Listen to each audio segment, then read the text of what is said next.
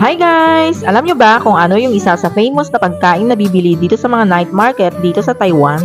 Ito ay ang Taiwanese Oyster Omelette. Kaya tara na nang matikman natin. Ako si Weng, ang Ilocanang vloggerista ng Taiwan. Nandito tayo ngayon sa Sanyi Night Market at hindi ito kalakihan na night market na katulad sa Taipei at sa mga iba pang night market dito sa Taiwan. At syempre, hindi pwedeng hindi natin tikman ang pinakasikat nilang street food. At eto na nga mga best, ang Taiwanese Oyster Omelette o kung sa kanila tinatawag na Oechin or basta na yun na yun.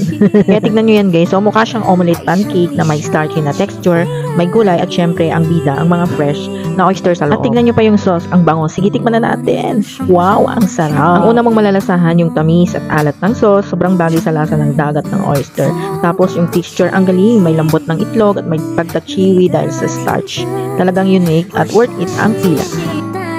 Kaya kung mapunta kayo ng Taiwan Night Market, itry nyo tong Oyster Omelette. Sulit. Yun lang muna mga ka-food trip. Till our next kainan. Bye! Paalala lang po, kapag napunta po kayo sa mga Taiwanese Night Market, pumunta po kayo sa Ximending, sa Taipei City. Mas palaki at mas masarap ang kanilang mga Oyster Omelette. At siguradong mabubusog kayo doon.